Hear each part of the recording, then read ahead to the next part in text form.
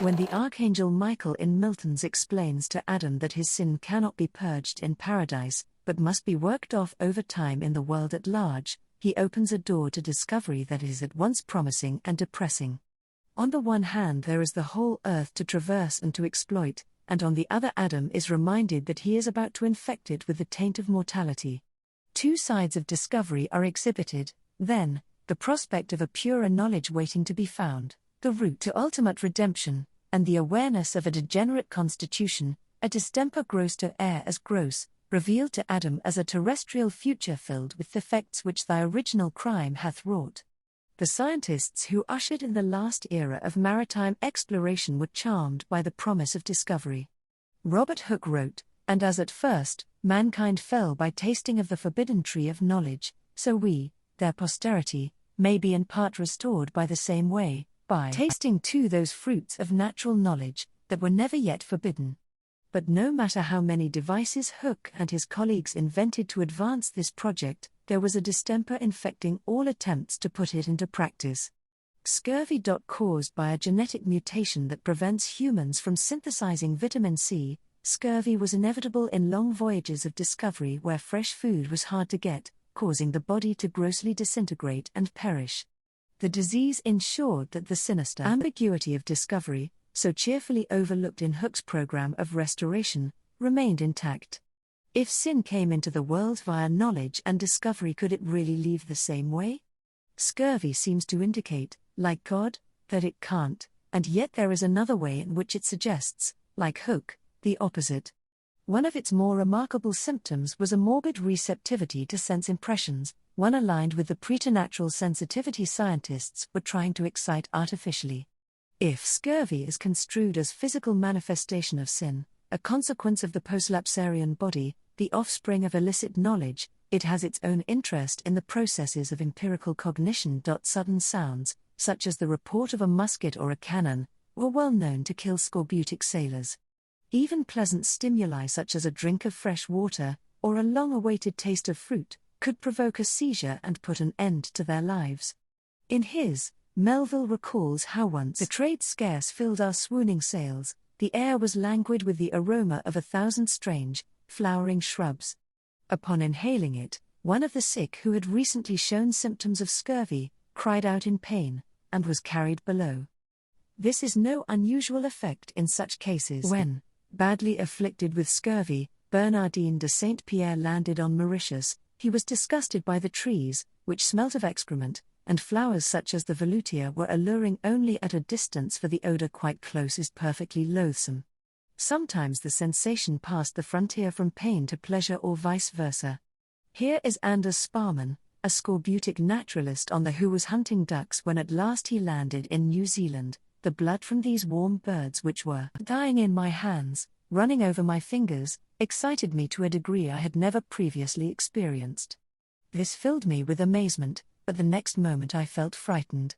The scorbutic eye was particularly engaged, so much so that vision seemed to envelop the viewer and turn the orb of the individual organ inside out, as in by Pedro Fernandez de Queiroz of a festival he organized after he and his scorbutic crew reached Vanuatu. There were seen amongst the green branches so many plumes of feathers and sashes, so many pikes, halberds, javelins, bright sword blades, spears, lances, and on the breast so many crosses, and so much gold, and so many colors and silken dresses, and many eyes could not contain what sprung from the heart, and they shed tears of joy. Spectacular novelties such as coral grew more wonderful for Matthew Flinders as scurvy heightened the impression, turning dangerous animate rock into fascinating antiscorbutics. We had wheat sheaves, mushrooms, stag's horns, cabbage leaves, and a variety of other forms, glowing under water with vivid tints of every shade betwixt green, purple, brown, and white. Pleasure and disgust could be aroused by the selfsame phenomenon. Johann Reinhold Forster was fascinated by the effects of phosphorescence, although he believed it was caused by rotting animalcules. 150 years later, Robert Louis Stevenson was to have the same mixed reactions to coral. The sea snakes excite similar extremes of wretchedness and rapture. In the previous century, scientists had attempted various prostheses for the sense organs designed to make the work of discovery more exact: telegraph wires to transport the voice to distant ears, hygroscopes for detecting effluvia leaking from the Earth, and of course improved microscopes and telescopes designed to bring the infinitely small and the infinitely distant into distinct focus. Hooke's reactions to the colors and shapes of microscopic specimens were sometimes quite as ecstatic as Sparman's, Flinder's and Le Quay Ross, but at the same time he was able to make accurate drawings of them that had never been seen before. In this pursuit he explained how the senses were wonderfully benefited and guided to an easy and more exact performance of their offices. If other people were using ships, huge machines designed to bring the unknown into the purview of the five senses, Hooke was using his own portable contrivances to arrive at what he explicitly referred to as a discovery of new worlds and Terra Incognitas. His machines were the forerunners of those that accompanied Cook's supercargos, Kendall's and Arnold's chronometers, Knight's azimuth compass, and Bird's astronomical quadrant. Support for Hooke was by no means unanimous. Margaret Cavendish said his instruments could never penetrate the surface of things and find out the secrets of their constitution. They only disarranged the distances, textures, and angles that made them usual or comely, revealing instead the immodesties, moles, and hairs that caused the maids of honor in Brobdingnag to appear so repulsive to Gulliver. Were we to see things 1,000 times more clearly or hear things magnified at the same rate, our lives would be made intolerable, Locke argued. There would be no rest, no power of discrimination. Such a witness would live in a quite different world from other people. Nothing would appear the same to him, and others. For Hooke, temporary alienation from the familiar world was the whole point. If A was to be disclosed, then one had to act in the spirit of foreignness. An observer should endeavor to look upon such experiments and observations that are more common, and to which he has been more accustomed, as if they were the greatest rarity, and to imagine himself a person of some other country or calling, that he never heard of, or seen the like before. Scurvy, you might say, helped the observer into this estranged position. By opting for the advantages of normal sense impressions, Locke and Cavendish were defending not just the proportionality and communicability of sensations, but also a very specific notion of how they are received and exchanged as ideas. Along with Descartes and Hobbes, Locke agreed that the sensory organ, while being stimulated by an object in the real world, did not take a print of it or in any way incorporate its properties. He said, "There is nothing like our ideas in the bodies themselves. The smell of a flower is an event in the sensorium, created purely by the pulsations passing between the olfactory nerve and the brain." Cavendish did not go as far as that, but she resisted the Epicurean doctrine of films and effigies as streams of matter launched from the surface of the object at the eye, ear, or nose. Using the analogy of the mirror, she said, "It is not the real body of the object which the glass presents, but the glass only figures or patterns out the picture presented in and by the glass." With this account of representation she denied Lucretius, the arch-empiricist, the indisputable evidence of impressions or any collaboration between them in the production of knowledge, for he had argued that no organ can thwart the receptivity of another. He asked, "Can fear, the sight deny shall fear, or taste, the feeling sense oppose or shall the eye, dispute against the nose?" Cavendish retorted, "The nose knows not what the eyes see." For his part, Hooke was convinced of the contrary, for it was only with the help of a microscope that the true roughness of a surface could be felt, a coalition of the prosthetized eye and the imaginary finger. The roughness and smoothness of a body is made much more sensible by the help of a microscope than by the most tender and delicate hand. Walter Charlton, the greatest authority on scurvy and nutrition in the 17th century, noticed that under the pressure of great stimuli the eye will engross the functions of other senses, resulting in the kind of imminent synesthesia Addison vouched for in his Essays of the Pleasures of Imagination when he observed that an appetent eye experiences sight as a more delicate and diffusive kind of touch. Coleridge was fascinated by this phenomenon. He called it the double touch, co-present with vision, yet not coalescing, and wondered whether the skin be not a terra incognita in medicine. From the beginning of this debate, the issue of enlarged sensations had calced upon questions of disease. If you could smell too much like Bernardine de Saint Pierre and Melville's sailor, or have your eyes dazzle with the colors of serpents, like the ancient mariner, then life was not only lived in a foreign place, that place was a hospital. Supposing that it might be possible to sense too much, and out of that superfluity for one organ to seize on the function of another, Francis Hutcheson had concluded such a condition to be inconsistent with providential mercy, senses incapable of bearing the surrounding objects without pain, eyes pained with the light, a palate offended with the fruits of the earth, a skin as tender as the coats of the eye. But of course what he had done was to reject as improbable the very scenes of scorbutic distress widely reported in contemporary journals. In his Pope similarly excludes a list of morbid susceptibilities as exorbitant to the divine plan, concluding with the figment of a man so tender he shrieks at the smell of a flower, as Melville's sailor was actually heard to do. Say what the use, were finer optics given, tin spectre might not comprehend the heaven? Or touch, if tremblingly alive all o'er, to smart and agonize at every pore?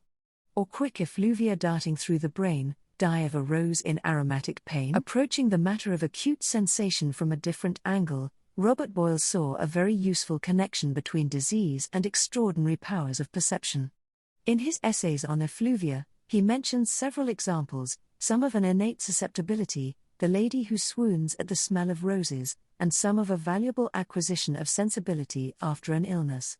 A man who recovered from bubonic plague found himself able to smell an infected person before any signs of the pestilence had appeared. Another who suffered inflammation of the eyes and afterwards could distinguish colors in the dark. A physician who fell sick of a fever and discovered he could now overhear whispered speech at a great distance. Boyle's explanation for these accidental improvements of the subtlety of the senses stems from his belief that effluvia do not bounce off the body, but pierce it and, by affecting its sensory equipment, alter the organs of the body that influence subsequent reactions to their environment. So from a blind and involuntary susceptibility, the body's organs may advance to an alertness that is active and what Bacon would call ejaculative or emittent. From this superlative awareness of effluvia, Boyle supposes such a degree of potential discrimination that the size, shape, motion, and color of effluvia themselves might become perceptible. So by means of the variations in the internal constitution of the living engine, as Boyle calls the body, he aims at the discovery of an invisible world of particles, just as Hooke with his machines goes in search of a Terra Incognita in the bottom of a microscope, or Coleridge beneath the porous surface of the skin. Is scurvy such a disease, capable of prostrating the body and then redeeming it with enhanced perceptions? Walter Charlton and Thomas Willis, Boyle's contemporaries and authors of books on scurvy, offered some account of how this might happen. For both men the healthy state of the sensitive soul resembled Boyle's idea of the action and reaction of effluvia. Willis called it dilation or irradiation, Charlton named it corroboration. It occurs when something powerfully imagined actually takes place. We imagine the drinking of excellent wine, with a certain pleasure, then we indulge it, the imagination of its pleasure is again sharpened by the taste, and then by a reflected appetite drinking is repeated. So as it were in a circle, the throat or appetite provokes the sensation, and the sensation causes the appetite to be sharpened and iterated. This corroboration of an image by the addition of a sensation is to be compared with the fixations of the scorbutic imagination observed by Thomas Trotter. The cravings of appetite not only amuse their waking hours with thoughts on green fields and streams of pure water, but in their dreams they are tantalized by the favorite idea, and on waking the mortifying disappointment is expressed with the utmost regret, with groans and weeping, altogether childish. But then when the desideratum is materialized, what a remarkable shift from miserable privation to intense pleasure. The patient in the inveterate stage of the disease seems to gather strength even from the sight of fruit, the spirits are exhilarated by the taste itself, and the juice is swallowed, with emotions of the most voluptuous luxury. John Mitchell, an Irish political prisoner en route for Tasmania aboard a scorbutic transport, wished never to forget the brutal rapture with which he devoured 6 oranges when the ship landed in Pernambuco. There is a gentler example of corroboration when the parched ancient mariner wakes from a dream of drinking to find his thirst quenched by the rain falling on his bare skin. Sure I had drunken in my dreams, and still my body drank. If we bear this in mind when reviewing one of the great junctions in the history of scurvy and science, at the Pneumatic Institute in 1799, An unmistakable resemblance seems to take place between the excitements of a scorbutic seaman and the sensations induced by laughing gas in Davy's fingers, eyes, and ears. He made and inhaled the gas in order to test a theory that azote oxide, as it was called by Samuel Mitchell, whose theory it was, acted as the source of all contagious diseases, including scurvy. While finding that he did not succumb to scurvy or any other malady, Davy did find himself changed in ways a scorbutic sailor or a royal scientist might recognize. I imagined that I had increased sensibility of touch, my fingers were pained by anything rough, I was certainly more irritable, and felt more acutely from trifling circumstances, my visible impressions were dazzling and apparently magnified. When I have breathed it amidst noise, the sense of hearing has been painfully affected even by moderate intensity of sound. At the limit of sensory irritation, Davy had discovered that there was no difference between suffering the impression of an object and imagining it.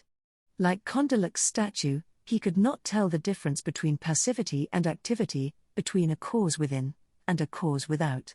At this pitch both were the same, and the consequence was remarkable, explained by Mike J. as follows: Davy's culminating experiment had proved, as nothing ever had before, that an altered sensory and mental frame had the power to generate an entirely different universe. Was this universe Boyle's invisible world? Hooke's Terra Incognita? The corroborative assignation with fresh fruit on a desert island? Probably not, for it was experienced, as Coleridge himself was aware from his experiments with opium and laughing gas, with all sense of outness lost, and then, as he says, what a horrid disease every moment would become. Scurvy was a terrible affliction, but was not that kind of distemper. It maintained some link with the real, for no matter how foreign and extravagant it might appear in a dream, it was an authentic message from the body to the imagination, to which the imagination and the will did their best to respond. Erasmus Darwin called reveries and delusions resulting in total disobedience to external stimuli diseases of volition, and we can conclude that scurvy was not of that genus because its morbid sensory alertness preserved, no matter how obliquely, some kind of faith with the empiricist principles that shadowed its history.